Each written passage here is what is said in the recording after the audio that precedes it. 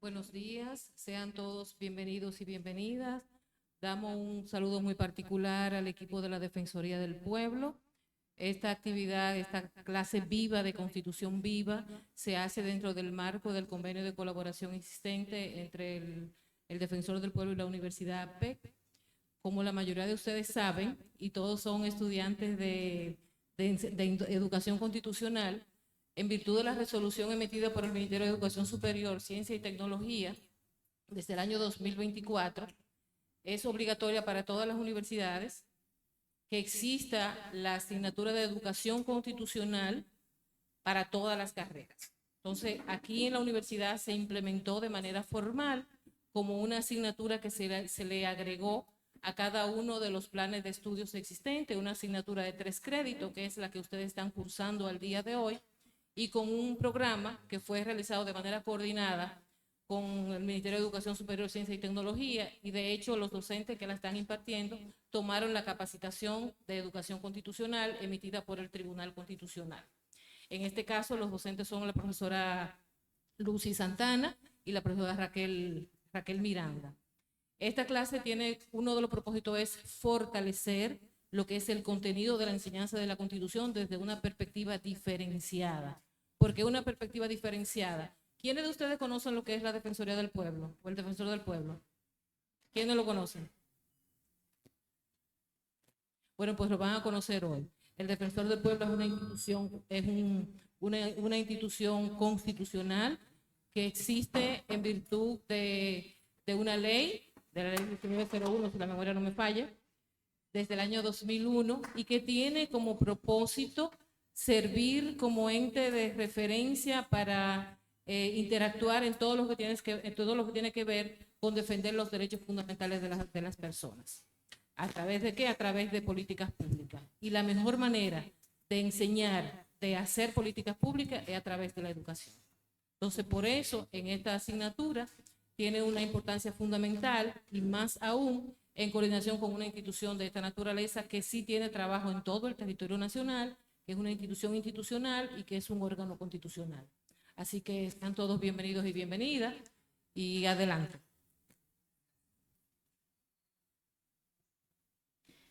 Muy bien. Bueno, pues cada clase va a contar con especialistas, invitados, juristas, abogados, para fortalecer justamente toda esta estrategia de constitución viva para universitarios. Y en el día de hoy tenemos un invitado muy especial. Él es abogado con maestrías en Derecho Internacional Público, Derecho Administrativo y Derecho Constitucional. Es docente en UNIBE, Pucamaita, y además es el antiguo secretario del Tribunal Constitucional, presidente del Comité Jurídico Interamericano de la OEA. Recibamos con nosotros al profesor Julio José, con un aplauso.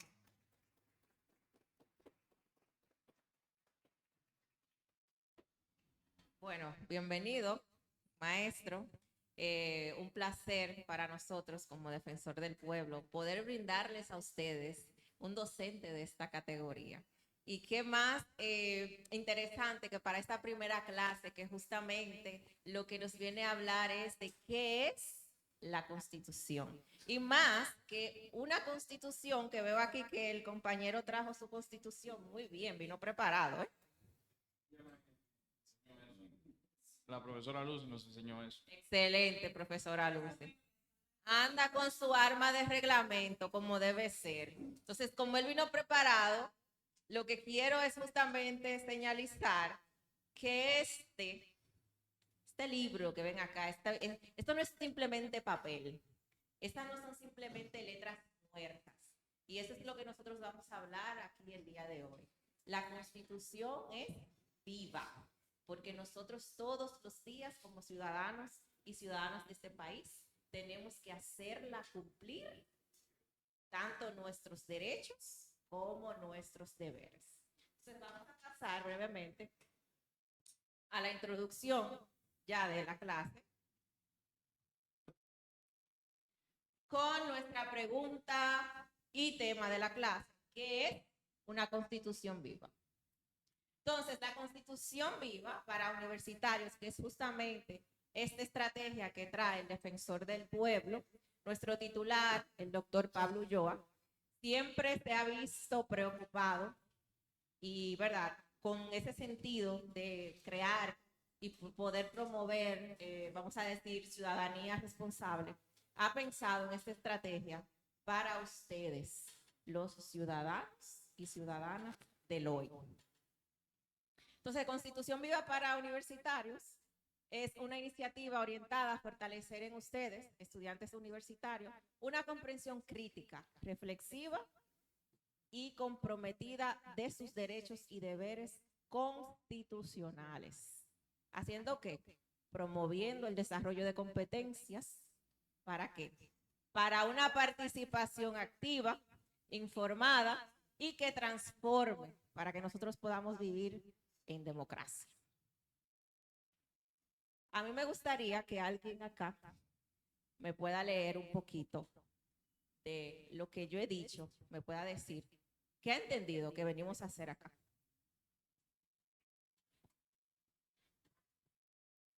Mirando hacia allá, por favor. Gracias. Una opinión tuya. ¿Qué tú entiendes que nosotros venimos a hacer acá con Constitución Viva? Nosotros venimos a hacer acá, primero, aprender sobre la Constitución, cómo está conformada, educarnos un poquito más, tener un pensamiento más crítico acerca de ello y también, ¿por qué no?, saber un poquito más qué se mueve en el país sobre la democracia y sobre nuestros derechos como estudiantes y ciudadanos. Excelente, mejor de ahí, ¿verdad? Se daña. Entonces, ¿qué queremos? Queremos fomentar el análisis y la apropiación de la Constitución como una herramienta fundamental para el ejercicio profesional, social y político, reconociéndola no solo como un marco normativo, que era lo que decía hace un momento, sino como una guía que protege la dignidad humana, sustenta el Estado de Derecho y orienta la responsabilidad ciudadana en todos los ámbitos de la sociedad. Un poco la maestra Rosa, cuando daba su introducción, pues nos hablaba un poquito ahí de básicamente por qué surge la enseñanza de la Constitución en las aulas, independientemente. Entonces, ese es uno de los motivos por el cual estamos acá el día de hoy.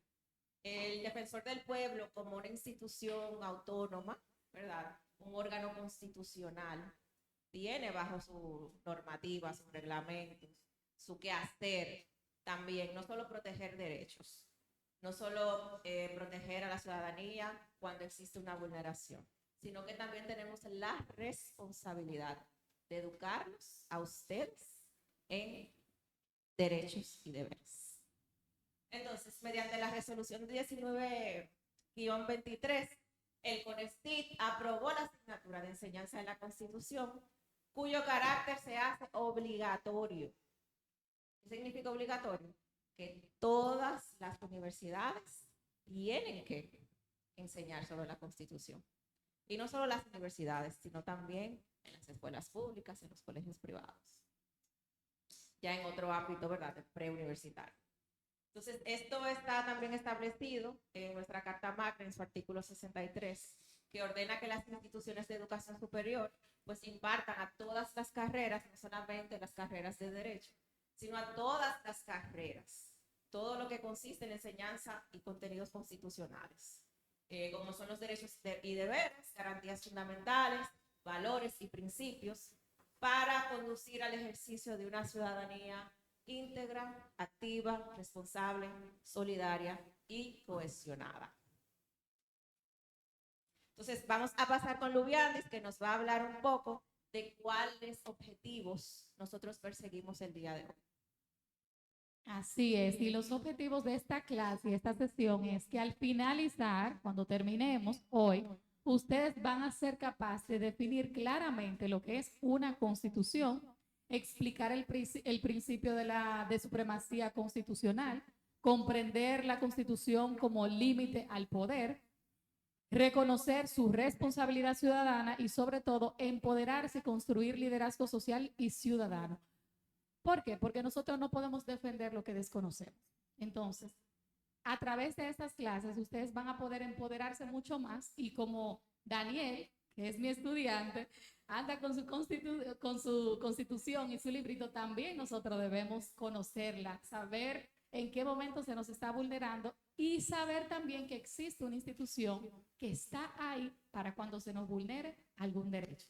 Entonces vamos a pasar a la siguiente diapositiva, porque este decálogo constitucional universitario es importante que los hagamos nuestro. Es mío, es suyo y que sea parte. Y por eso quiero que uno de ustedes pueda leer, ¿verdad?, cada uno de estos artículos y que es nuestro decálogo constitucional. ¿Puede ser tú? El decano piensa con criterio, artículos 49 y 63. La Constitución se analiza, no solo usted memoriza. El siguiente es participa con voz propia, artículo 22 y 208. Opinar, votar y proponer también es ciudadano. 3. Diciente con respeto, artículo 38, 39 y 49. Pensar distinto no autoriza humillar sin imponer. Escucha antes de responder, artículos 7 y 38. La democracia empieza cuando reconocemos la dignidad del otro. Defiende la dignidad, artículos 38, 39 y 42. Nadie vale menos por su condición, carrera, origen o forma de pensar.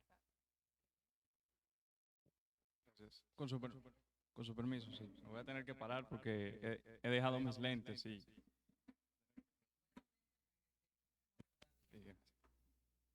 Por acá, ¿verdad?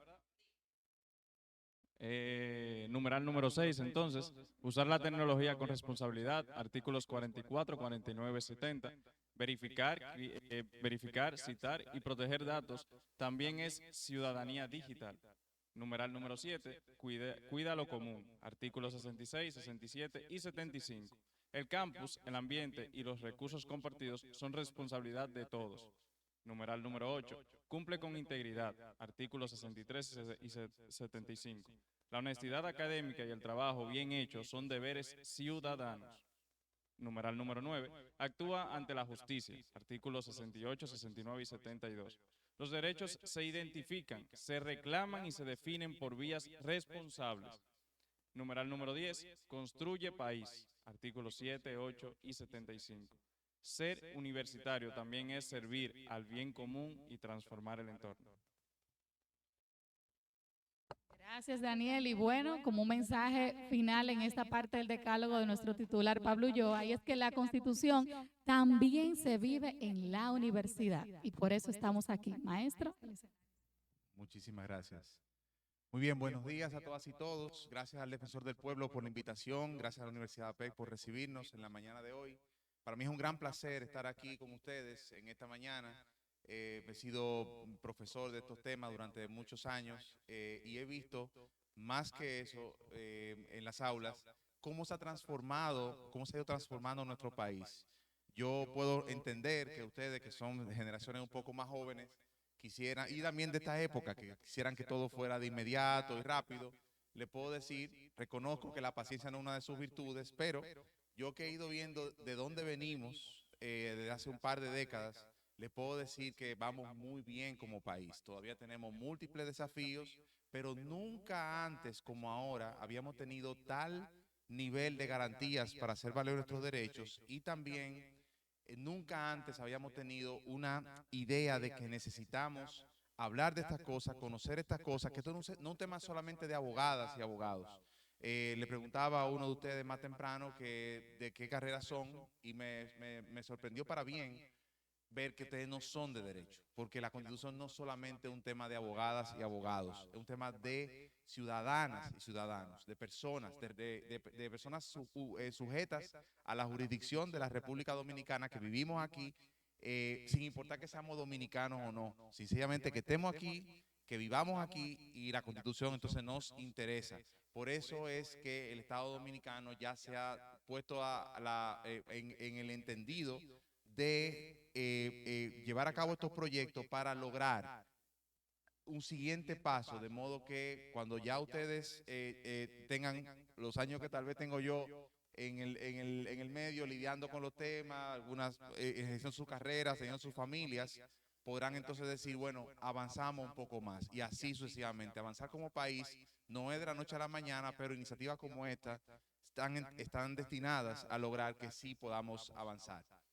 Yo quiero decirles que cuando yo estudié Derecho, mi profesor de Derecho Constitucional me enseñó a mí que la Constitución es un texto que organiza el Estado, cómo funciona y que también consagra los derechos fundamentales.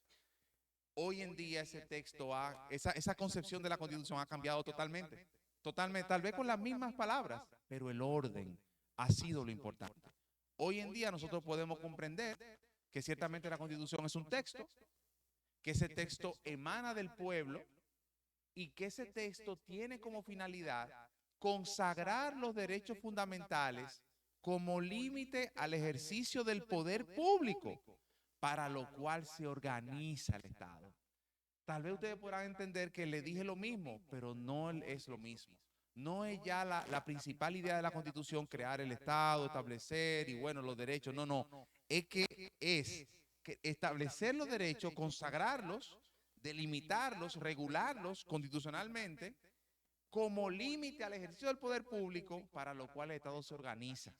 Y esa es la función esencial. Los derechos de la persona humana son superiores al Estado. ¿Por qué? Porque emanan directamente del pueblo. Si uno se fija realmente cómo estaría establecida una pirámide en el Estado Dominicano, veríamos que arriba está el pueblo. El pueblo tiene todo el poder, todas las posibilidades. Sin embargo, el pueblo como tal tiene dificultades para organizarse en masa. Imagínese usted, por ejemplo, somos 13, 14 millones de dominicanas y dominicanos. ¿Dónde nos vamos a sentar? ¿Cómo nos vamos a comunicar? ¿A qué hora vamos a decidir cuándo juntarnos y cómo? Así que para eso, entonces, el pueblo, digamos, crea el Estado, pero lo crea a través de la Constitución. Entonces, el pueblo te da esa Constitución para crear el Estado y entonces dividir el poder en poderes públicos. Entonces, cuando pensamos o tenemos el interrogante, ¿quién controla el poder en la República Dominicana? La verdad es que todas y todos, pero también al mismo tiempo nadie en particular, nadie concentra el poder de una manera absoluta. ¿Por qué? Porque que el poder del pueblo es tan fuerte y por eso la Constitución lo asigna distribuyéndolo, creando entonces lo que se conoce como el sistema de pesos y contrapesos, que está en el artículo 4 de la Constitución. Creo que lo tenemos aquí. Bueno, ciertamente, cuando ustedes vean el artículo 4 de su Constitución, bueno, quienes son tan afortunados de tener su texto, vamos a escuchar si pudieran leer un poco del artículo 4, que para mí es uno de los principales artículos de la Constitución. O sea, todos los artículos de la Constitución ya están a un nivel superior por estar en la Constitución, pero el 4 es esencial, la separación de poderes. Pero ¿qué pasa? Esa separación de poderes que habíamos pensado de manera clásica, el poder legislativo, el ejecutivo y el judicial, a partir de esa Constitución que tenemos, que la que tenemos de 2024, pero realmente ese texto mayormente viene del año 2010, creó un sistema mucho más amplio donde esparció de manera más general el poder público. Y tenemos entonces el poder legislativo, que es la representación permanente del pueblo, ejercido por el Congreso, que tiene 2 cámaras, el Senado de la República y la Cámara de Diputados, que legisla, entre otras atribuciones. Crea las normas generales de conducta en virtud de las cuales se regirá el comportamiento en la República Dominicana. Luego tenemos entonces un poder judicial que se encarga de verificar si las actuaciones de las personas en República Dominicana son de conformidad con lo que establece las leyes que aprobó el Congreso. Entonces, así como otras normas que se crean que el Congreso también puede delegar, pero eso es materia de otro día. Y entonces el Ejecutivo viene siendo como el CEO, que a ustedes les gusta mucho ahora esas palabras y esos acrónimos interesantes. El CEO, por eso es que es uno. Uno. El Poder Ejecutivo es el presidente de la República, porque usted no puede tener dos gerentes, no puede tener dos administradores, no puede tener dos directores financieros. Es uno. ¿Por qué? Porque tiene que ejecutar. Y ejecutar significa tomar decisiones, decidir. Entonces no pueden ser dos, no pueden ser tres. Como hay, por ejemplo, aquí, múltiples. Aquí hay múltiples. Sin embargo, el Ejecutivo es uno. Lo ejerce el presidente de la República. Cuando el presidente no está, entonces la vicepresidenta. Cuando la vicepresidenta no está, entonces hay un mecanismo para que se ejerza, pero siempre tiene que haber una cabeza. Ahora, ¿qué pasa?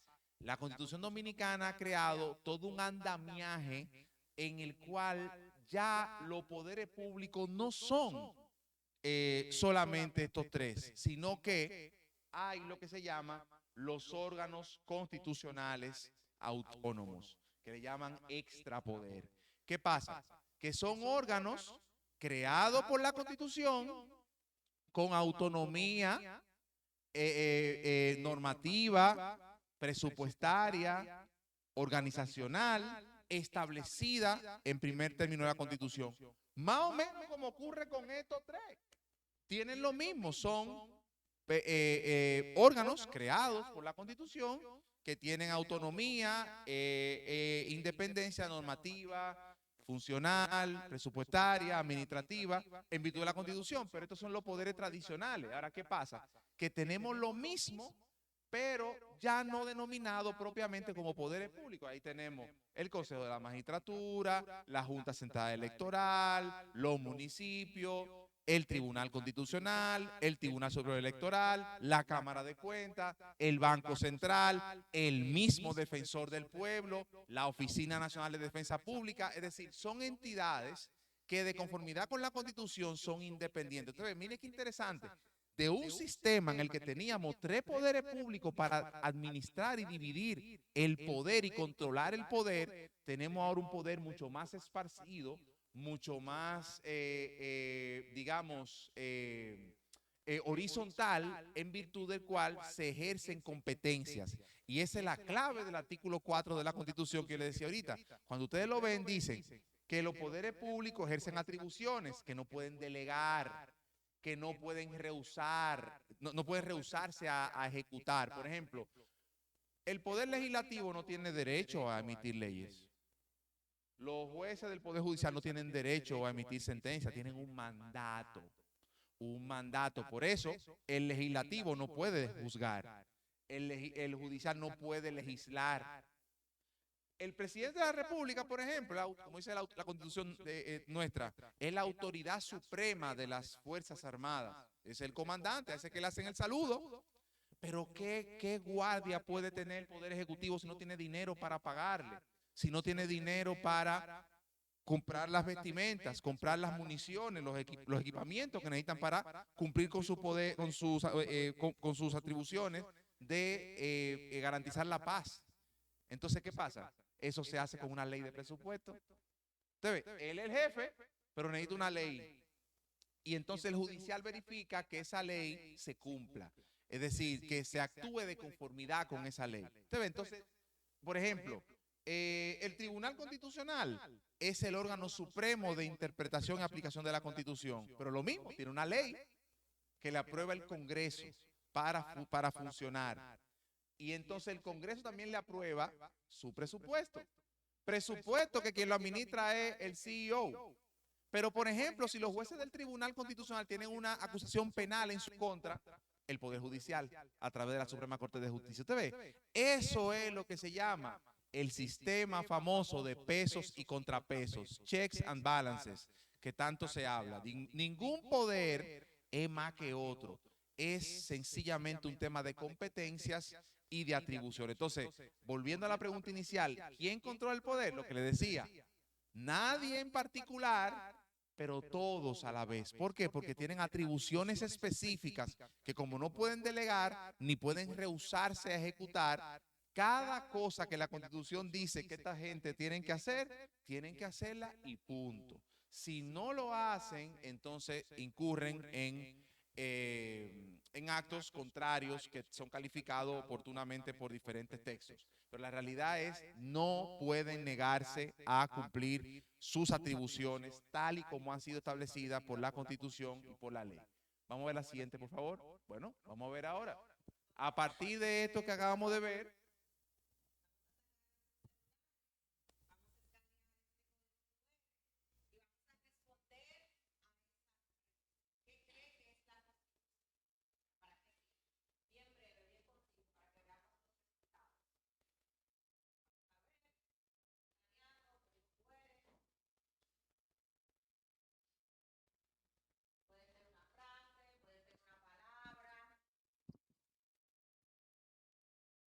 lo que ustedes han entendido que le ha explicado el maestro, ¿cómo la definen?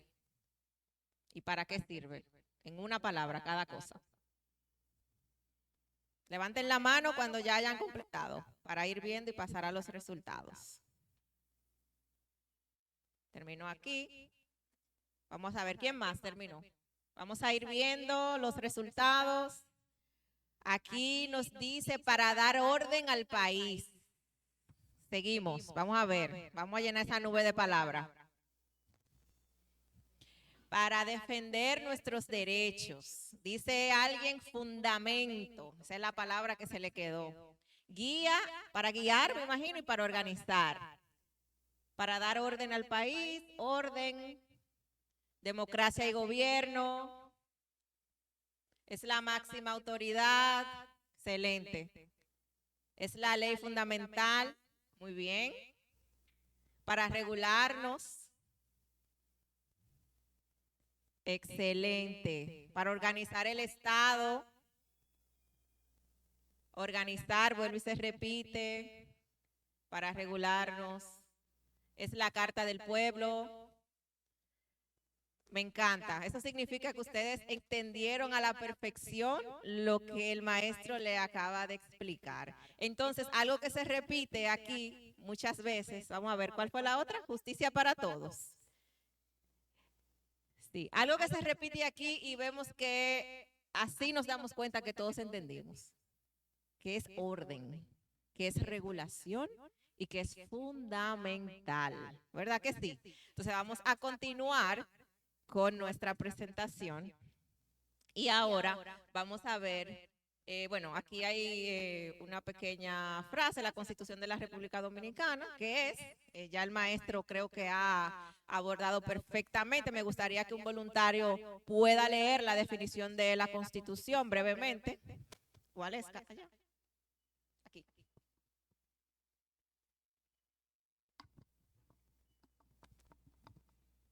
Ok, la Constitución de la República Dominicana es la ley. Está bien. La Constitución de la Ley de la República Dominicana es la ley fundamental y suprema del Estado, promulgada por primera vez el 6 de noviembre de 1844.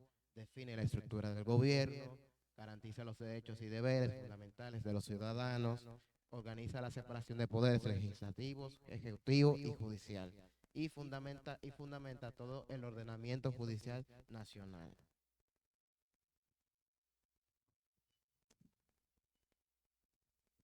Excelente, muchísimas gracias. Entonces, aquí vamos a tener una reflexión, ¿verdad? Vamos a ver un corto y luego que veamos este corto, vamos a tener unas preguntas para hacer una pequeña reflexión de lo que vamos a ver en este pequeño extracto de la película Lincoln del 2012. Dije que enteres. Dije que enteres. La señora Goings no volvió a aparecer por Metamoras y había hecho suficiente justicia. Hasta perdonaron la fianza a su garante. Mucho me temo que no veo... Yo decidí que la Constitución me otorga poderes de guerra.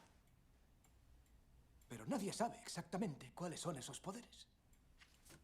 Hay quien dice que no existen. No lo sé. Yo decidí que necesitaba que existieran para cumplir mi juramento de proteger la Constitución.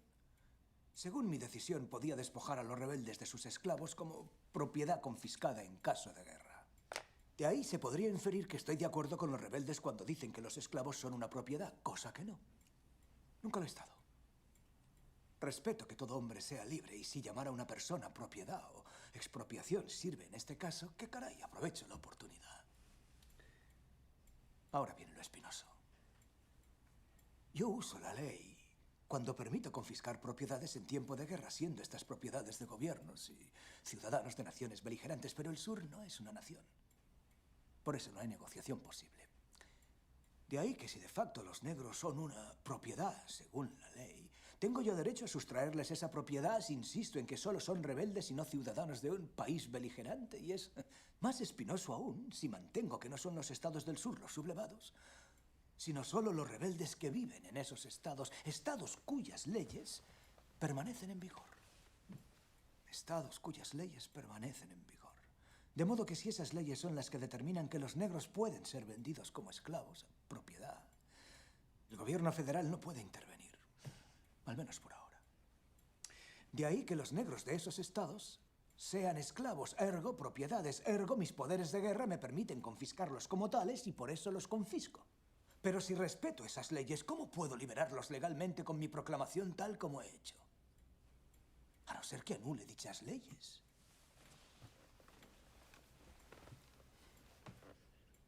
Para mí la guerra lo exigía. Mi juramento lo exigía. Me sentí seguro con mi decisión y tuve la esperanza de que fuera legal. Y aún la conservo. Hace ya 2 años de mi proclamación de emancipación de esas personas, decía, así en adelante y para siempre libres. ¿Y si el tribunal dicta que yo carecía de autoridad porque puede decidirlo? Supongan que no hay ley que prohíba la esclavitud, que la guerra ha acabado y que ya no puedo utilizar mis poderes de guerra para obviar las decisiones de los tribunales, tal como a veces he creído que debía hacer. ¿Podrían obligar a la gente a la que liberé a volver a la esclavitud? Por eso quiero aprobar la 13ª enmienda en la Cámara, que los estados ratifiquen su aprobación y zanjar todo el asunto de la esclavitud para siempre, y sí, lo antes que pueda, ahora, antes de que acabe el mes. Y me gustaría que ustedes me apoyaran como mi gabinete siempre suele hacer.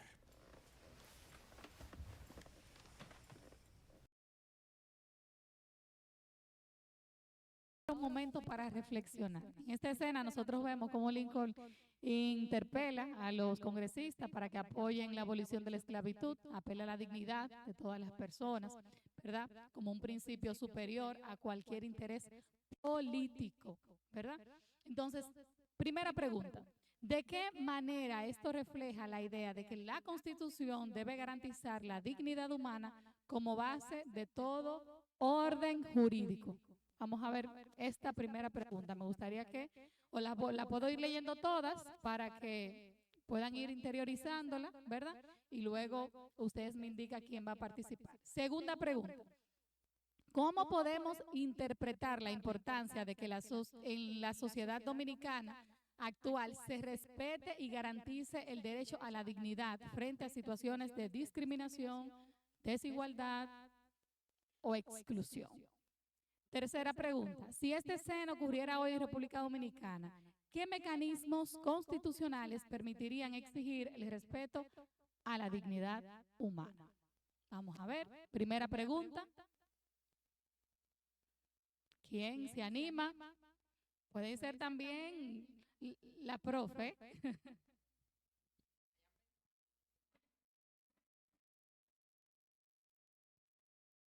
¿De qué manera eso refleja la idea de que la Constitución debe garantizar la dignidad humana como base de poder jurídico? Bien, comprendiendo que un Estado se conforma por una delimitación territorial, por un pueblo y por una estructura de gobierno, si entonces en aquellos tiempos la mayoría de personas, digamos así, crecían y eran negras, pues entonces bajo la subyugación de ser esclavos, no se podría considerar como un pueblo, por lo que entonces estaría faltando a una parte de lo que conformaría un Estado y de lo que en sí también conforma la propia Constitución. Entonces, sabemos que la Constitución no, aquí podíamos ver también que era una ambigüedad, o sea, una ley mientras estuvieran en guerra era vigente, pero después de ahí no. Entonces, era algo que al presidente no le daba muchas libertades y libertades en cuanto a lo que proclamó, porque él establecía que todo ser humano o persona negra en aquellos tiempos debía ser libre, pero solamente durante tiempos de guerra él podría exigir esa libertad, porque él le incautaba a esos esclavos, a esas personas, inclusive a sus territorios. Entonces, de esa manera lo refleja. Excelente, muy bien. Aquí vemos también la parte de la coherencia, ¿eh? La coherencia de cuando yo propongo algo y luego qué sucede. O sea, yo tengo que ser coherente con mis valores y todo ciudadano también. Y las autoridades que nos dirigen de igual forma. Entonces es importante ir viendo esa parte. Algo importante también a tomar en consideración es que él recurre al Congreso, recurre a la representación del pueblo. O sea, el Congreso es el primer poder del Estado que representa a todos los ciudadanos y ciudadanas. Y como el poder está en el pueblo y la representación del pueblo es el Congreso, por eso él recurre al Congreso. De ahí la importancia de que existan contrapesos de poderes. Y de ahí la importancia también de que existan órganos de control constitucional. De que exista, por ejemplo, el Tribunal Constitucional como órgano de controlar el exceso del poder. Eso también evidencia el orden, el avance que paulatinamente hemos tenido los derechos humanos. O sea, no es lo mismo, no todo lo justo es legal y no todo lo legal es justo. Si en algún momento hay que poner de contrapeso lo legal o lo justo, la justicia debe imperar. Lo que hizo Lincoln ahí fue un acto de justicia en contra de lo legal y es justificable en todo momento porque es la dignidad humana que está en juego.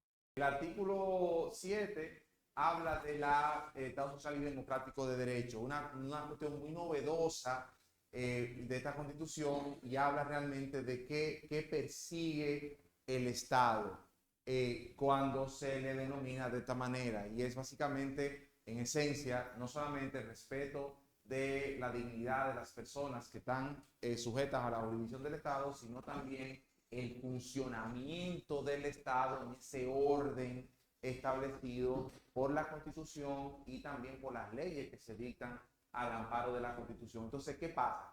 ¿Por qué decíamos más temprano que la razón de ser de la Constitución es la consagración, la tutela, la protección de los derechos de las personas sujetas a la jurisdicción del Estado, para lo cual se organiza el Estado? Es el artículo 8, que coincidencialmente dice lo mismo que decía el artículo 8 de la Constitución que se reemplazó el 26 de enero de 2010. Se reconoce como finalidad primordial del Estado. Eso antes estuvo ahí por 50 años, pero ahora ya, de nuevo, ¿por qué? Porque la Constitución también trajo un cambio de mentalidad. Se reconoce como finalidad primordial del Estado que la creación de las situaciones para que los derechos tengan pleno disfrute, el desarrollo de la persona, la posibilidad de que las personas logren todo lo que puedan lograr o lo que aspiren a lograr en el marco de su desarrollo ciudadano. Y entonces aquí tenemos la dignidad humana. Como les decía, todos los mecanismos de derecho descansan sobre una premisa básica, y es que todo el mundo es igual. Todo el mundo es igual. Como hablábamos más anteriormente, hay situaciones en las cuales, debido a circunstancias reales de la vida, dos personas que no son iguales, que son materialmente iguales o en papeles, pero en la práctica no lo son. El Estado entonces hace un esfuerzo adicional a través de medidas que son, digamos, como se le denomina, muy bonito, acciones afirmativas. Otras personas le llaman discriminación inversa. En otro ejemplo veníamos a la mala. Ven y lo sientan a la mala, juntos. ¿Por qué? Porque el Estado dice, tengo que asegurarme que dos personas que son iguales, pero en la práctica no lo sean en la realidad. ¿Ok? Y si eso requiere entonces que tengamos que apretar un poco, pues se aprieta, como le dije. Siempre estará necesario para que esto tenga validez, cualquier medida que el Estado tome. La justificación. La justificación. Hay una justificación que es más bajita. Por ejemplo, el Estado dice, bueno, a través de la ley de tránsito, hay diferentes carriles. Algunos carriles son para andar más rápido, otros son para más lento. Bueno, pues usted dice, no, pero yo quiero andar a 20 kilómetros por hora en el carril más rápido. No, eso no es, porque lo que se prefiere es otra cosa. Ahora, cuando el Estado dice crea categorías sospechosas, como se llama, o sea, trato distinto como consecuencia de que usted es mujer u hombre, o es mayor o menor de edad, o es civil o militar, ya ahí el Estado tiene que comenzar a probar que tiene un interés mayor, un interés predominante, preponderante. Cuando el Estado le dice a usted, mire, los partidos políticos tienen que reservar 40% de candidatura a mujeres, el Estado tiene que poder demostrar un interés social predominante. ¿Cómo lo demuestra? Hay múltiples vías. Entonces, si ustedes ven las leyes, la Constitución también, que es una ley, pero con un carácter superior, tiene un preámbulo, un preámbulo. Los preámbulos son súper importantes porque le dicen a usted cuál es la mentalidad del órgano a la hora de aprobar el texto. Si usted tiene la Constitución, por ejemplo, que nunca tuvo preámbulo hasta 2010, usted ve que tiene un preámbulo aquí. Y dice entonces ese preámbulo que nosotros, representantes del pueblo dominicano, libre y democráticamente elegidos, reunidos en la Asamblea Nacional Revisora, invocando el nombre de Dios, guiados por el ideal de nuestros padres de la patria, Juan Pablo Duarte, Matías Ramón Mella, Francisco Rosario Sánchez, y de los próceres de la restauración, de establecer una república libre, independiente, soberana y democrática, inspirados en los ejemplos de luchas y sacrificios de nuestros héroes y heroínas inmortales, estimulados por el trabajo abnegado de nuestros hombres y mujeres. Vamos ahora. Regidos por valores supremos y los principios fundamentales de la dignidad humana. Es decir, nos estamos sentando aquí porque respiramos dignidad.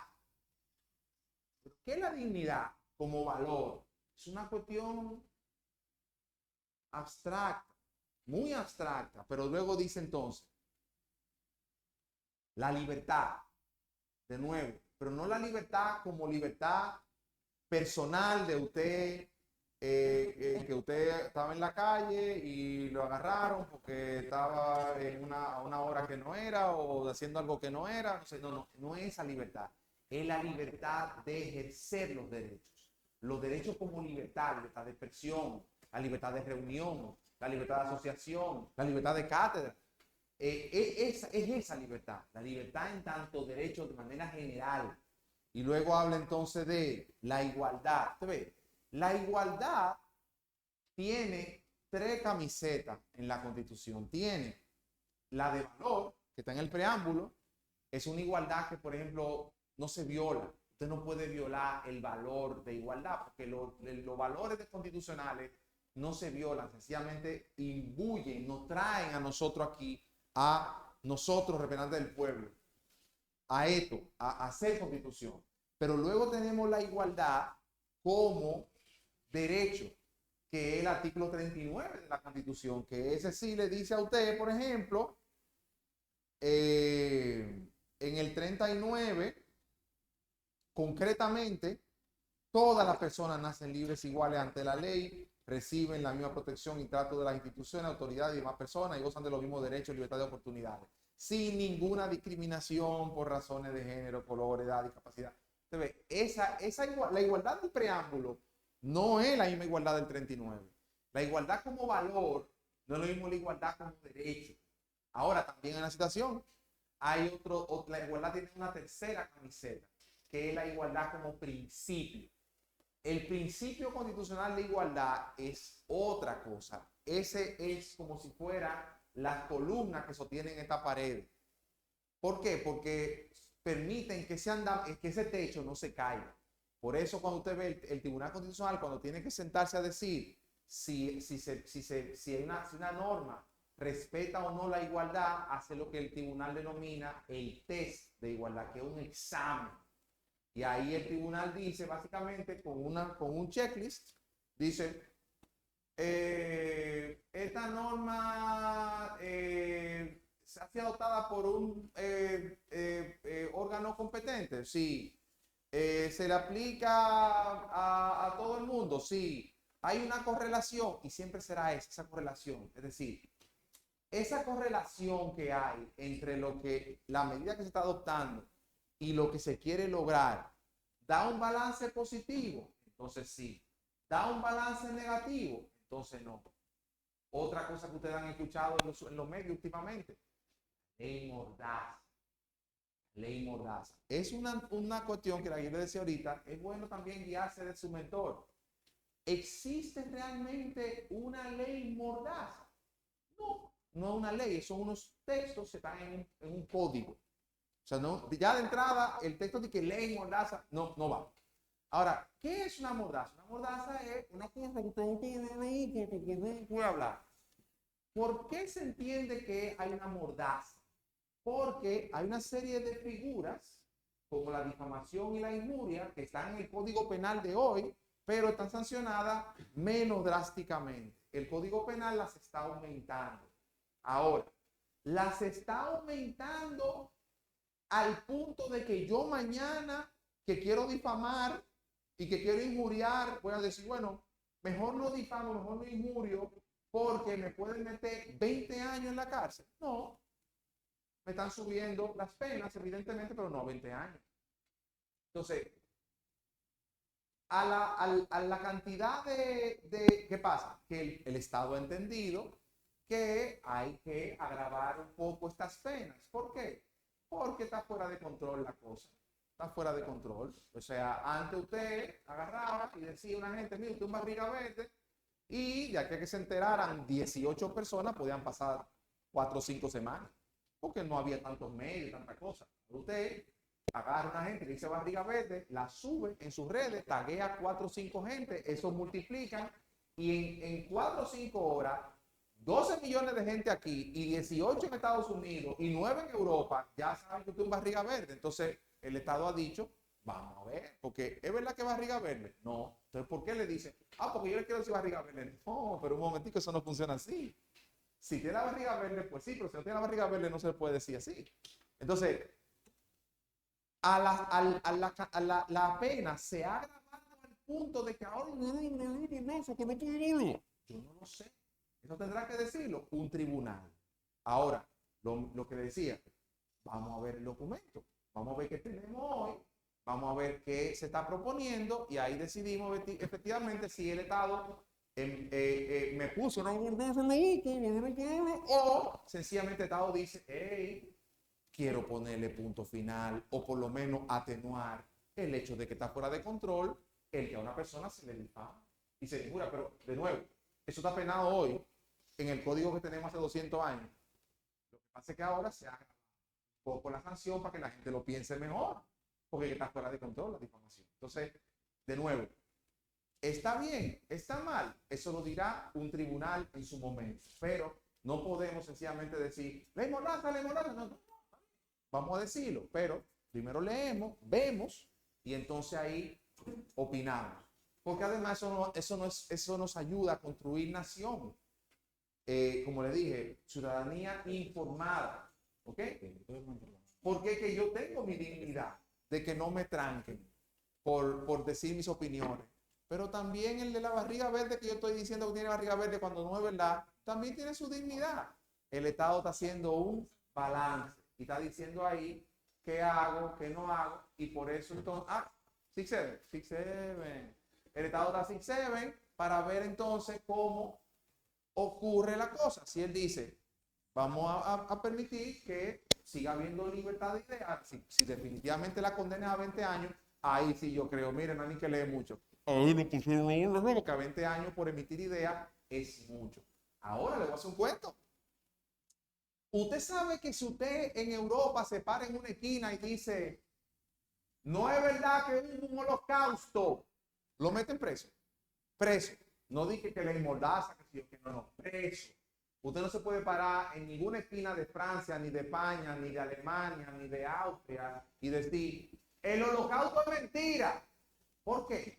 Porque Europa hace mucho tiempo se dio cuenta de que ese corito había que pararlo. ¿Por qué?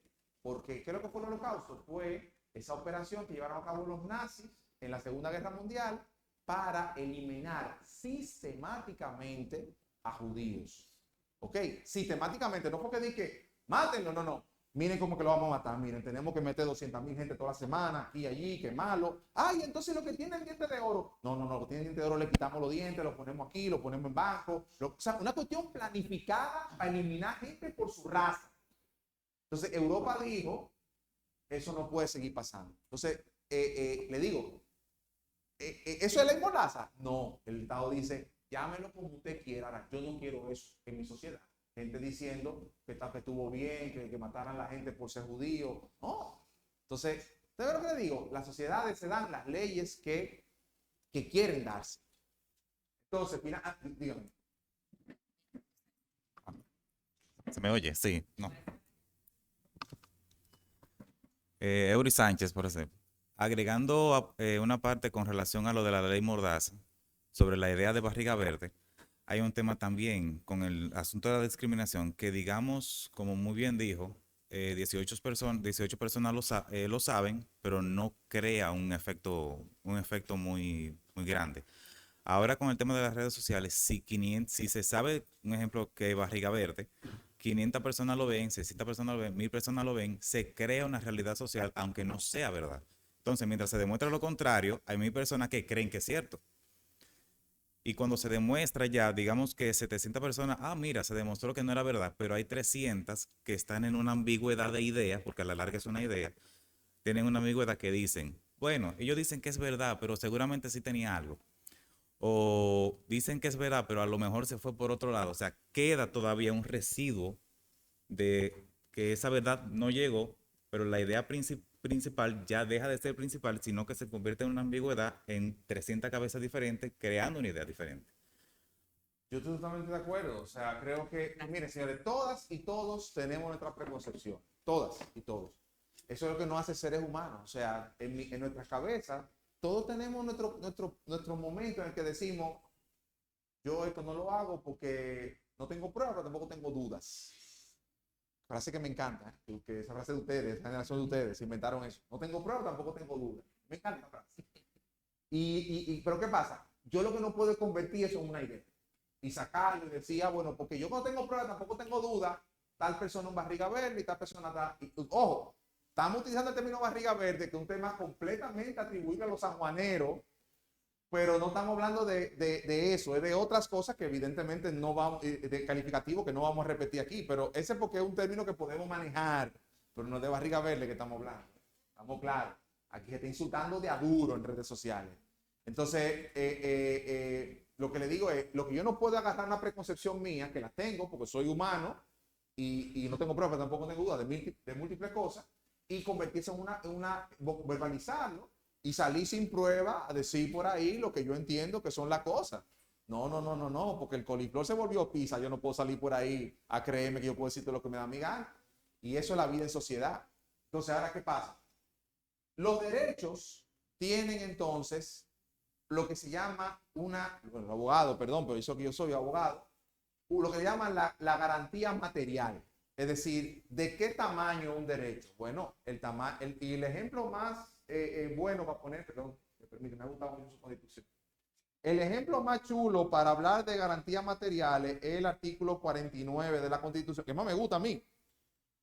El artículo 49, que es la libertad de expresión e información. Es un derecho que a mí me encanta para hablar de garantías materiales, porque la veo muy clara aquí. Dice, toda persona tiene derecho a expresar libremente sus pensamientos, ideas y opiniones por cualquier medio sin que pueda establecerse censura previa. Y luego dice, mírele ahí, el punto 1. Toda persona tiene derecho a la información. Este derecho comprende buscar, investigar, recibir y difundir información de todo tipo de carácter público por cualquier medio, canal o vía, conforme determinada condición de la ley. ¿Te ve? Buscar, recibir investigar y difundir. ¿Ve? Eso, gracias. Ese es el ámbito material de ese derecho. Si a usted le están permitiendo buscar, pero no recibir, le están violando su derecho automáticamente. Es decir, para que el derecho a libertad de expresión sea considerado como tal, lo mínimo que usted tiene que permitirle es que usted busque, investigue, reciba y difunda. Lo mínimo, lo mínimo, lo mínimo, lo mínimo. Ahora, si una norma pública, una ley, un reglamento, una resolución, una sentencia, no reconoce que eso es así ni le da vigencia, ya tenemos un problema. Ahora, ¿qué pasa? Que para poder llegar entonces a ese momento en el que vamos a ver si la medida que se ha adoptado es violatoria o no, tenemos que hacer un proceso. Un proceso. ¿Por qué? Porque yo tengo mi derecho ahora. Pero si me quieren afectar un derecho, hay que hacerme el debido proceso, como dicen. Y eso está en los artículos 68 y 69 de la Constitución. Un ejemplo básico, simple y hasta jocoso. Yo voy a solicitar mi licencia.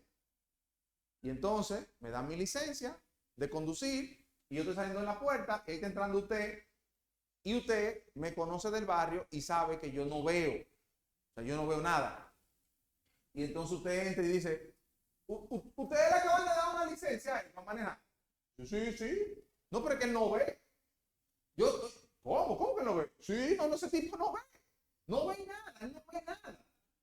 No pueden salir corriendo y quitarme la licencia. ¿Por qué? Porque si bien es cierto que yo nada más tuve mi licencia, que me había pagado una foto 2x2, un sello de 30, coger el examen, un impuesto, y me senté ahí y me dieron mi licencia. Para quitármela, hay que hacer un proceso. Mire, Julio Rojas, venga acá. Hemos recibido información de que usted no ve, pero usted tiene su licencia. Entonces, nada, venga el lunes, traiga a su oftalmólogo, nosotros vamos a tenerle nosotros aquí y ahí vamos a debatir qué es lo que pasa con usted. Es una cosa esencial, básica, mínima, pero así funciona. ¿Por qué? Porque usted me dio mi derecho ya. Ya yo tengo mi derecho que me dio el Estado de manejar mi carro con mi licencia acreditado por el carnet. Si me lo van a quitar o a afectar, debido proceso. Así funciona todo. Entonces, por eso que usted dice, cónchale, pero qué terrible, este tipo difamando en redes sociales y ahora hay que hacer una querella y para el tribunal. Así funciona la cosa. Porque no puede decir lo otro, sería la ley del más fuerte. Sencillamente agarrar por ahí con un bate y salir por ahí a la justicia. Y eso no es así. La justicia esta la da el tribunal sobre la base de la garantía del debido proceso. Esas garantías incluyen el derecho a acceder a un tribunal que esté conformado por un juez o jueza que está sentado ahí desde antes de usted cometer el hecho o presuntamente cometer el hecho del que se le acusa, que el juez hable su idioma, que el juez sea competente, es decir, un juez que vea los casos para el cual, respecto de los cuales usted está viniendo hoy aquí, que sea independiente, que sea imparcial, que usted tenga oportunidad de defenderse, que tenga oportunidad de tener contacto con un abogado de su elección. Si no tiene dinero para pagar uno, el Estado le va a buscar uno. Esto tiene que ver con la independencia, por ejemplo, del juez. El juez no puede ser la persona afectada o no puede ser una gente que fue con usted al colegio tampoco, ni puede ser su papá, ni su hijo. O sea, la independencia incluye todo ese tipo de cosas. Y así. Y básicamente como una serie de, ¿cómo diría yo? Como una especie de unas coreografías que tienen que tener lugar para que una afectación de un derecho fundamental pueda ser considerada como legítima y por consiguiente procedente. Entonces, estos son los artículos que veíamos anteriormente. La supremacía de la Constitución, como les dije, es una garantía de la Constitución de que lo que ella dice eso es lo que hay. ¿Por qué? Porque lo digo yo, que soy la ley suprema. Soy tan suprema como norma del Estado, como norma suprema del Estado, que, mire, por ejemplo, para modificar una ley, ¿ya usted vio? Se modifica. Pero para modificar la Constitución hay un procedimiento mucho más estricto para asegurar que no porque se quiera salud, que no porque se quiera modificar la Constitución, en efecto se modifique, es decir, tiene que haber unas voluntades políticas que tienen que reunirse. Habíamos hablado del Estado social y democrático de derecho, en donde los poderes públicos separados funcionan de manera armónica, se respeta la soberanía popular, los derechos fundamentales, todo basado en la dignidad humana y la función esencial del Estado, la protección efectiva de los derechos. Le decía yo, no es, el Estado se organiza para eso. Ya la función principal de la Constitución no es regir los poderes públicos, ni las facultades del presidente de la República, etc. Sí, pero todo eso es con la finalidad de proteger efectivamente los derechos de la persona y el respeto a su dignidad. Entonces, la palabra dignidad se repite mucho en la Constitución, pero es un concepto como que no es tan fácil definirlo. ¿Por qué? Porque es una condición humana, que solamente porque usted esté vivo y respire y esté aquí, hay que reconocerle un mínimo de decencia, de esa dignidad inherente a su condición. Entonces, mire, la dignidad humana es un concepto tan complicado que, mire, el mismo 38 no es loco. Como dice, tú no eres loco. No, el 38 no es loco, no define. La dignidad humana es sagrada. ¿Pero qué? Es sagrada, innata, es inviolable. ¿Pero qué es? Su protección es responsabilidad esencial de los poderes públicos. Sí, ¿pero qué es? Es una situación, una condición humana de, digamos, de reconocimiento de un mínimo de decencia respecto de usted. Pero es una cuestión muy difícil de definir. Yo mismo no me estoy atreviendo a definirla, porque es que la dignidad sencillamente es el respeto a la condición de ser humano que usted tiene.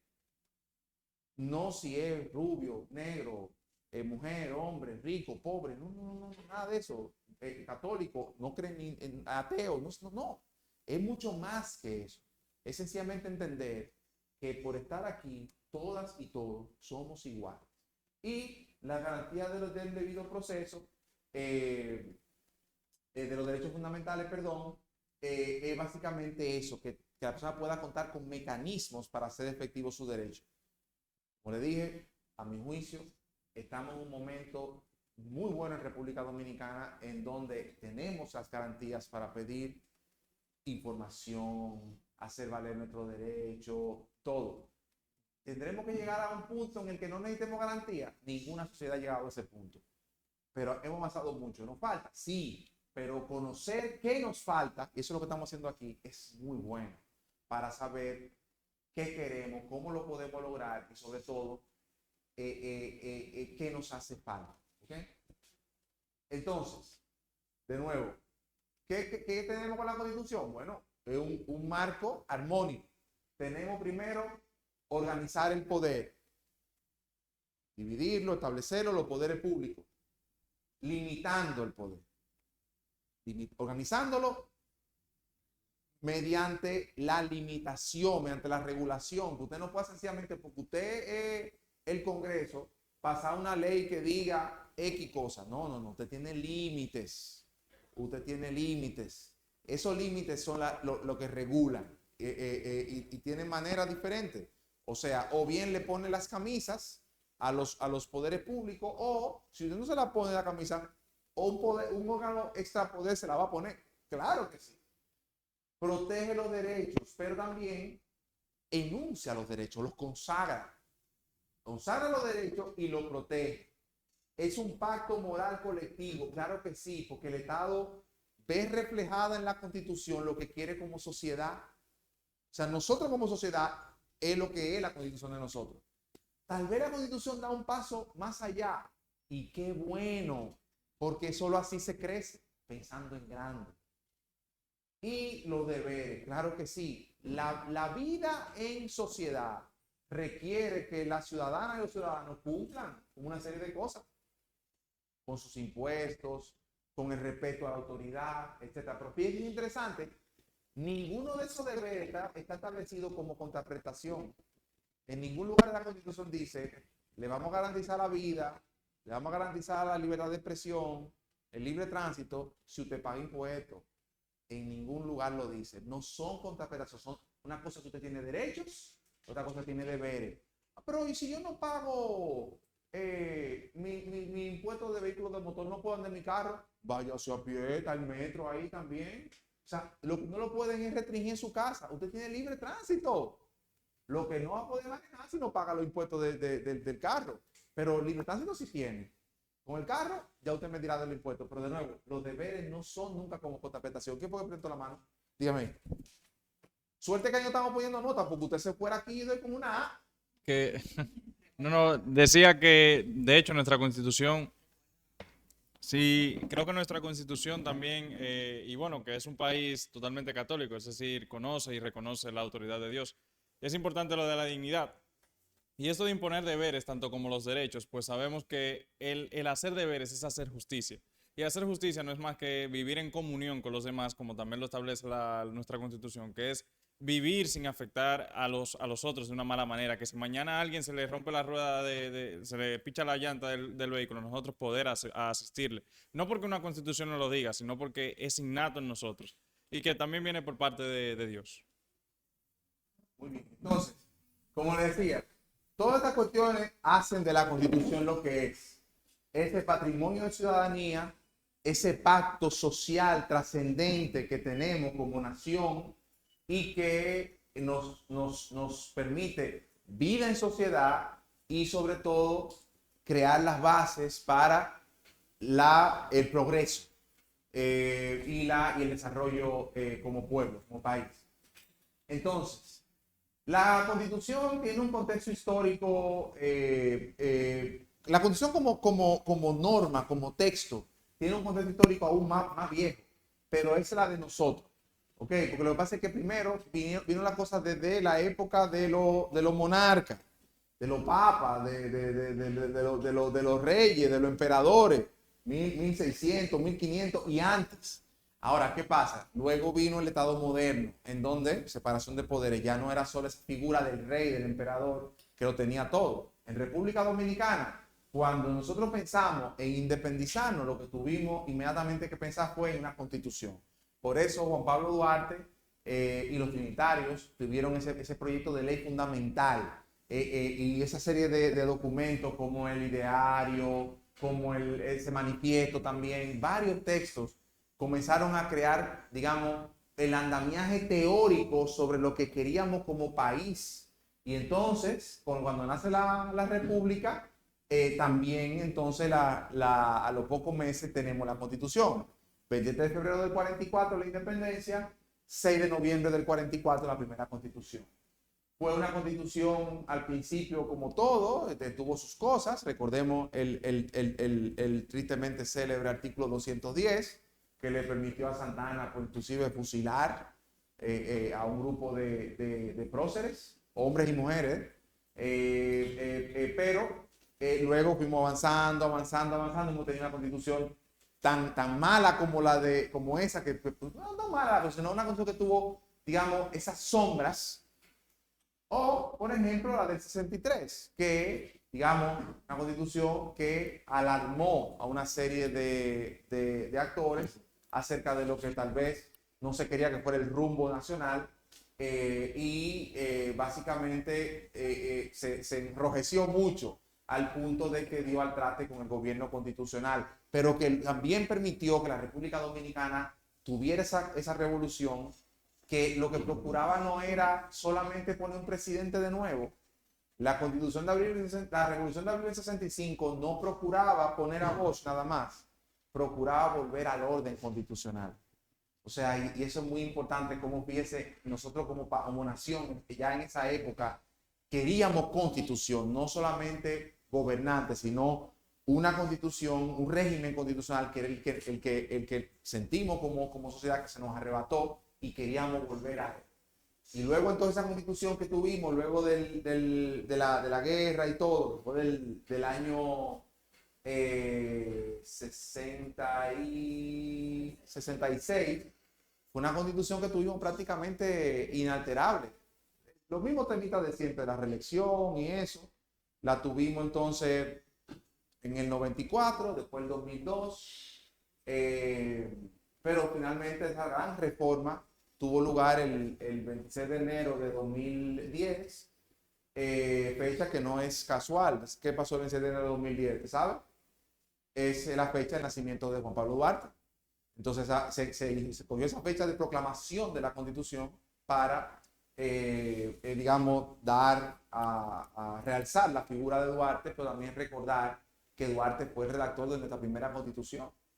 La modernización del Estado Dominicano que ocurrió en el 2010 es grande.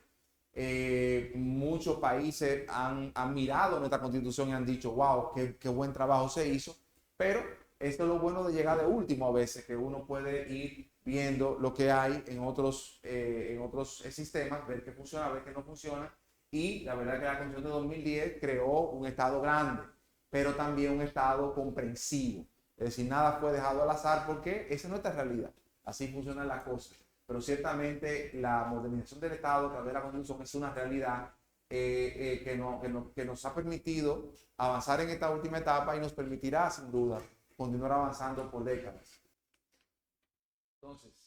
Entonces, después de este interesante, pues todos estos temas que nos ha hablado el maestro, vamos a escanear este QR y vamos a responder esta pregunta, la misma metodología que usamos ahorita.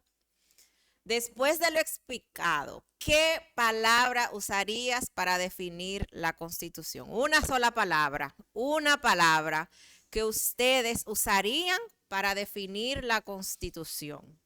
Haciendo ahora, ¿verdad?, reflexión de todo lo que el maestro ha hablado, ha explicado. ¿Qué palabra ustedes usarían para definir la Constitución? Me van levantando la mano a medida de que vayan colocando para así saber cuándo puedo pasar a las respuestas. Bueno, aquí tenemos regulación, derechos, humanidad, regulación del Estado, orden, poder y orden, humanidad, vamos a ver, humanidad se repite, cuando se pone grande porque se repite. Organización, dignidad, también se repite. Vamos a ver, ahí van ganando humanidad, dignidad y orden. Allá pusieron delimitante, deberes y derechos, norma. Vamos a ver, ¿qué más? Regulación, dignidad, vuelven y se repiten. Regulación y dignidad siguen repitiéndose, es decir, que para el grupo maestro la Constitución se define en dignidad, humanidad, regulación y ahora subió orden y derechos. Excelente, chicos, muchas gracias. Pasamos entonces a un caso, vamos a leerlo y entonces ustedes van a responder las preguntas. Vamos a ver. Una autoridad universitaria discrimina a un estudiante por su condición social. Tomando en consideración todo lo que hemos hablado de la dignidad, ¿verdad?, de los derechos que el maestro muy bien y excelentemente bien ha explicado acá, ¿qué derecho o principio constitucional se vulnera cuando se discrimina a un estudiante por su condición social? ¿Y qué acciones concretas y responsables deben tomarse como medidas correctivas y preventivas? Vamos a ver. ¿Quién se anima? Allá, Waleska. Y después acá. La primera pregunta que dice ¿qué derecho o principio constitucional se vulnera cuando se discrimina a un estudiante por su condición especial? Lo primero es que se discrimina la dignidad y también el derecho humano, porque como estaba explicando el maestro anteriormente, un derecho irrevocable es el derecho a la libertad y el derecho a nosotros mismos como ser humano. Entonces, no se debe incapacitar, no se debe minimizar ese derecho a esa persona que tiene una condición especial. Lo que se debería hacer es que se debería debatir, se debería hablar y se debería revisar por qué se está haciendo ese tipo de injusticias hacia esa persona que tiene una condición especial.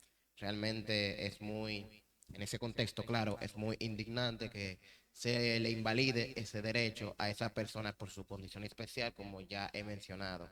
Entonces debería como analizarse ese caso y debería estudiarse para así evitar otro tipo de casos, en especial con esa invalidación y más con esa persona que tiene una condición especial. Muchas gracias. Entonces, por acá, tomando en consideración todo lo que hablamos o lo que conversó el maestro de los artículos de la Constitución.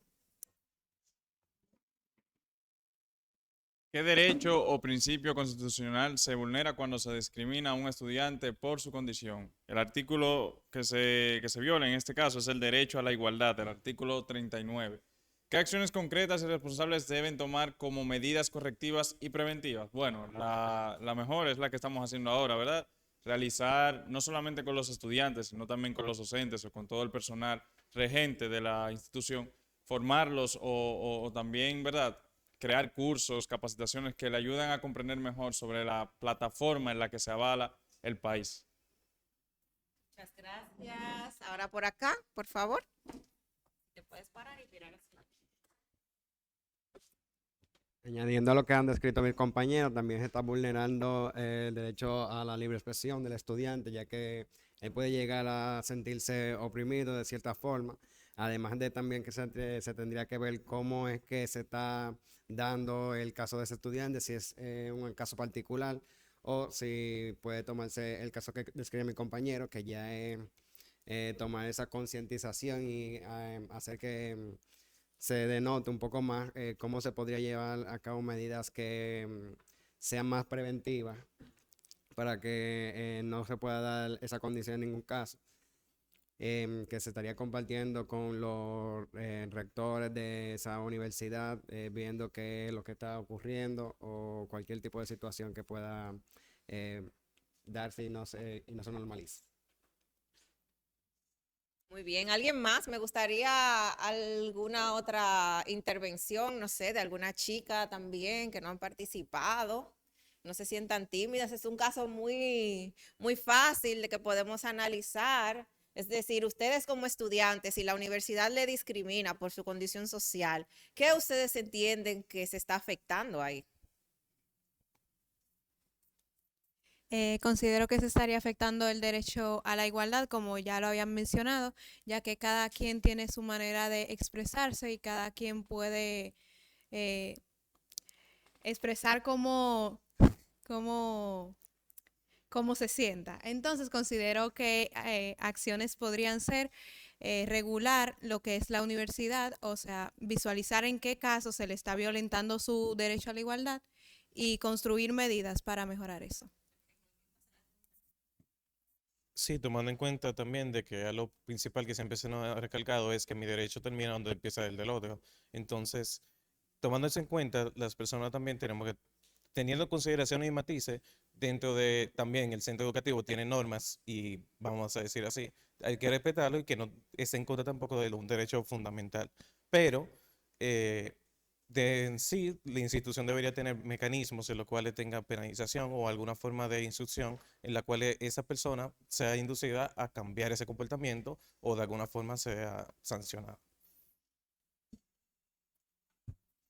Muchas gracias. Continuamos. No sé si alguien más quiere participar. Allá.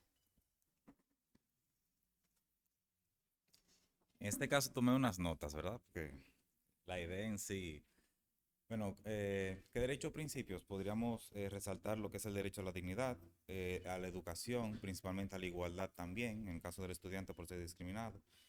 ¿Qué actos se pudieran hacer? Investigar el caso, en caso de demostrar dicha discriminación directamente, digamos, de la persona que crea el acto o el hecho, sería sancionarlo de manera disciplinaria luego de la investigación, garantizar el derecho a dicho estudiante y aplicar políticas en la institución para proteger a dicha persona que no pasen exactamente por lo mismo. Excelente. Excelente. Muchas gracias. Maestro, no sé si quisiera abordar un poquito la reflexión final del caso. Bueno, la realidad, tenemos que volver al caso, digamos, que dice, una autoridad universitaria discrimina a un estudiante por su condición social. Es decir, aquí lo que ha habido es, bueno, se asumen ciertas cosas, un hipotético, es un caso, digamos, para discutir, no sabemos cuál es la circunstancia de esto, ni cómo ocurrió, ni nada, pero se asumen ciertas cosas para poder discutir ahí. La verdad es que la igualdad tiene dos, así como las monedas, la igualdad tiene dos caras. Una es propiamente la igualdad y otra cosa es también entonces la prohibición de discriminación que está al otro lado. Usted me dirá, pero no es lo mismo. No es lo mismo. Una cosa es que usted tenga el derecho a ser tratado en condiciones de igualdad y otra cosa es estar libre de tratos desiguales, injustificados, como decíamos ahorita. La distinción no es mala por sí sola, y podemos hablar muchísimo de eso, porque hay casos de la Corte Interamericana de Derechos Humanos que son lindísimos para hablar de esto, pero la realidad es, una cosa es la igualdad propiamente, otra cosa es la prohibición de discriminación. Yo pienso que ahí, evidentemente, hay situaciones en las cuales se violan ambas cosas. Primero, la igualdad tiene que ser ante toda condición social. Y segundo, la prohibición de no recibir un trato desigual e injustificado por cualquier condición social. Entonces, acciones concretas y responsables como medidas correctivas y preventivas. Bueno, habrá que ver, como le dije, yo como soy abogado y litigo esto, o sea, lo que yo hago como abogado de derecho constitucional y derecho público administrativo, también, yo realmente pienso que como los médicos, es decir, habrá que ver entonces de qué tamaño es el problema para uno ver qué hay. Lo primero para mí sería tratar de solucionar la cosa en la universidad. Pero lo importante es que si usted no quiere tampoco ir a la universidad, no tiene que ir. Puede ir directamente a un tribunal, porque el tribunal no le va a decir, ¿usted fue primero a la universidad? No, my God, yo no fui a la universidad. No, pues chao. No. Usted siempre podrá ir al tribunal. El asunto será ver cuál es digamos, el tamaño del problema que se quiera, digamos, al que queramos referirnos. Pero lo importante es que siempre tenemos la vía del tribunal para eso. Y hay múltiples casos. Lo importante es que siempre tendremos esa vía abierta para lograr el restablecimiento del derecho. De nuevo, también, si usted quisiera otra cosa que no sea nada más restablecimiento del derecho, hay otras vías. Hay vía para todo, eso es lo importante. Pero para restablecer el derecho del que fue objeto de discriminación por condición social, hay una vía concreta que es siempre la vía jurisdiccional para procurar esa tutela. La tutela será entonces el restablecimiento del derecho conculcado. Excelente, muchas gracias, maestro. Y agregar a eso también que otra vía para los ciudadanos y ciudadanas es justamente el defensor del pueblo. Nosotros allá tenemos un departamento de atención al ciudadano que trabaja con todos estos casos de vulneración de derechos. Así que también, aparte de las vías, ¿verdad?, jurisdiccionales que ya existen, también está el defensor del pueblo. Si me permite una Sí, claro. idea última sobre eso. Miren, el defensor del pueblo es una institución creada antes de la Constitución. O sea, se creó en el año 2001 con una ley. Y es la Constitución de 2010 la que entonces le eleva. Pese a que la ley era anterior, ¿qué pasa ahora? Que tiene un carácter superior por estar en la Constitución. ¿Qué es lo bueno que ofrece el defensor del pueblo? Esta parte. Si nosotros queremos asegurarnos no solamente de que se restableció el derecho, sino de que mañana eso no va a volver a pasar, el defensor del pueblo es una institución absolutamente pertinente. ¿Por qué? Porque el defensor del pueblo puede decir, aquí hay un problema, vamos a la universidad y trabajar con la universidad para solucionar este problema, el de ese estudiante, el de ese, pero también asegurarse de que se creen las bases para que mañana no le pase a otro, que tal vez el tribunal no está equipado para tomar esa medida. Porque el tribunal nada más le preguntan, tribunal, me violaron mi derecho, pues tenga. Pero el tribunal no va a poder decir, mañana, porque el tribunal no funciona así, el tribunal no maneja hipotético, el defensor del pueblo sí. pudiera decir, ¿cómo aseguramos que esto no pase mañana? Y ahí se previene que a otro le pase eso. Exactamente, y por eso es que estamos acá. Bueno, aquí simplemente una frase de responsabilidad colectiva. Sin responsabilidad ciudadana, la Constitución se convierte en un papel, justamente como iniciamos nuestra clase. Entonces, vamos a leer todos juntos para ir haciendo nuestro cierre esta frase: sin responsabilidad ciudadana, la Constitución se convierte en papel. Entonces, a la cuenta de 3, quiero que todos, como que ya comimos. Yo sé que tenemos hambre, pero como que ya comimos. 1, 2 y 3.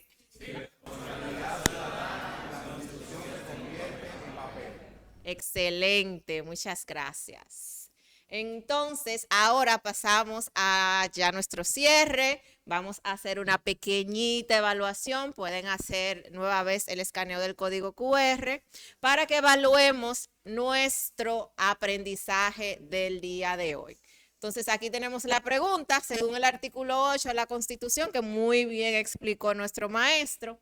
La función del Estado es: A, administrar recursos; B, proteger derechos; C, regular mercados; y D, ejercer autoridad. Vamos respondiendo y me gustaría así que uno de ustedes me pueda justificar su respuesta, como dicen en los exámenes.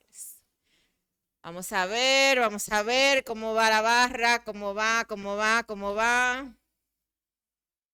¿Cuál es la función del Estado? A, B, C o D. Vamos a ver. Levantando la mano cuando completen. Ya completaron por allá. Vamos a ver. Todavía no se ven las respuestas. Dale show responses aquí.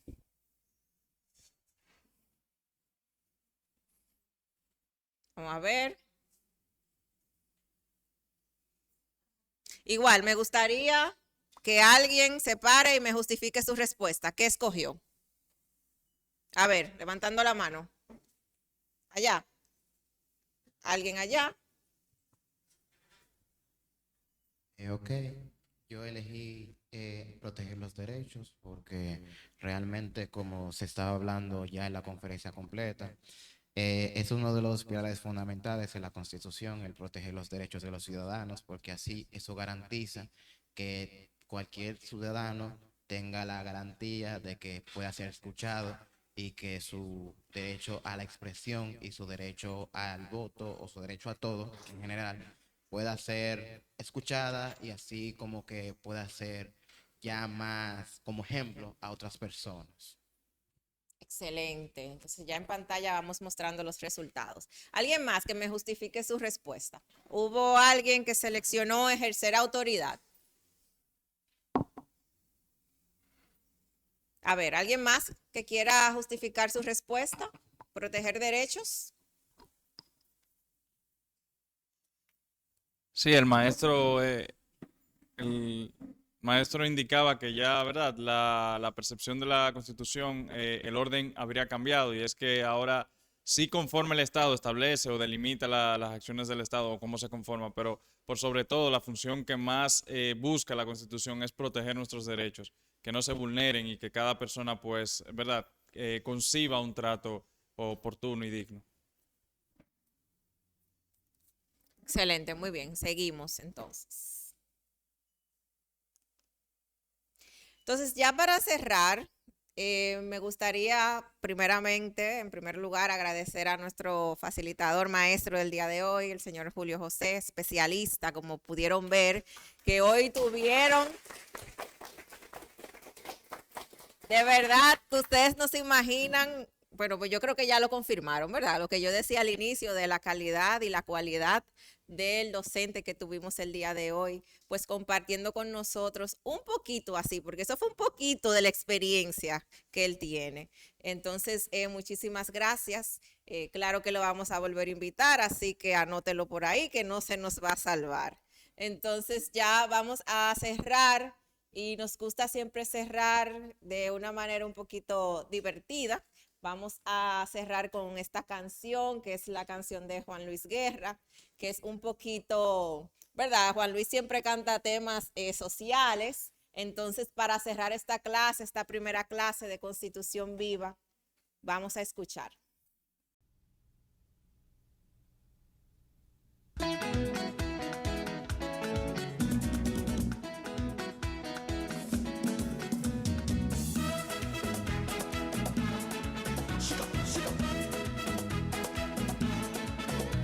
El costo de la vida sube otra vez. Eso que baja ya ni se ve. Y las habichuelas no se pueden comer. Una libra de arroz y una cuarta de café. A nadie le importa qué piensa usted. ¿Será porque aquí no hablamos inglés?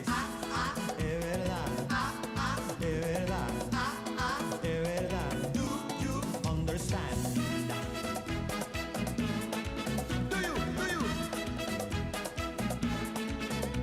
Y la gasolina sube otra vez. Eso que baja ya ni se ve. Y la democracia no puede crecer. Si la corrupción juega ajedrez. A nadie le importa qué piensa usted. ¿Será porque aquí no hablamos francés?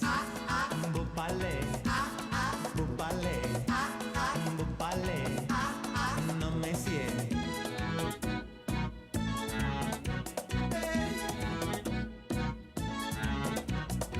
Somos un agujero en medio del mar y el cielo. 500 años después, una raza encendida, negra, blanca y caína. Pero ¿quién descubrió a quién? De verdad, de verdad, de verdad, de verdad. Ay, el costo de la vida, para arriba tú, y el peso que baja, pobre ni se ve, y la medicina, camina al revés. Aquí no se cura, ni un callo en el pie. Aquí, y ahora el desempleo, mismo Dios también. A nadie le importa, no, pues no hablamos inglés. Ni a la Mitsubishi, ni a la Chevrolet.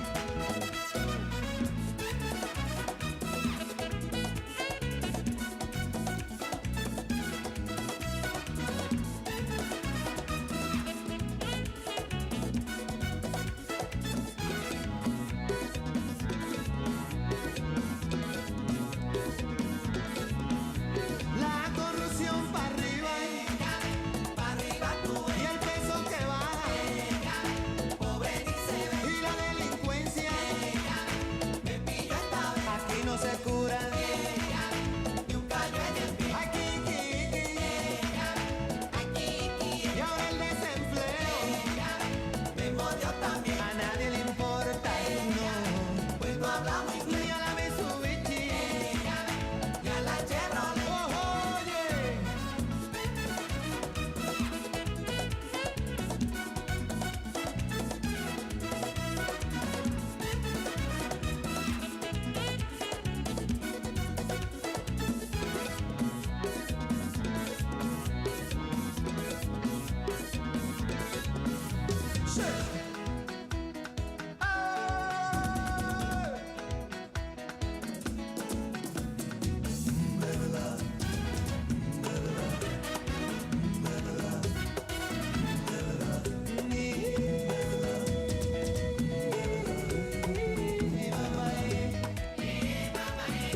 La recesión para arriba tú, y el peso que baja, pobre ni se ve, y la medicina, camina al revés. Aquí no se cura, ni un callo en el pie. Aquí,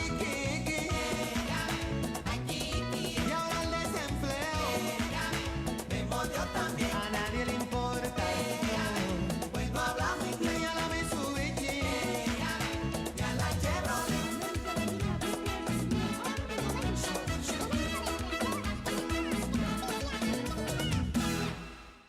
Compromiso social, como siempre decía Mayerlin, Juan Luis Guerra lo hace.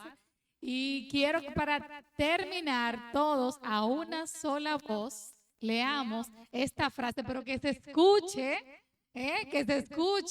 allá a la John F. Kennedy, ¿ok? Así es que... Esta es nuestra frase insignia de Constitución Viva. La usamos también para Constitución Viva preuniversitaria. Y así es que cerramos nuestras clases. Y yo no puedo dejar que los preuniversitarios le ganen a ustedes. Entonces, Para yo nada. necesito que de verdad ustedes lo hagan, pero sumamente, pero con mucho ánimo, ¿eh? Que ya vamos a cerrar. Así es, y a la cuenta de 3 vamos a decir, la Constitución también es mía y conocerles, empezar a cambiar mi historia, ¿ok? Porque si cambiamos mi historia, cambiamos la historia de todos. A la cuenta de 3, 1, 2, 3.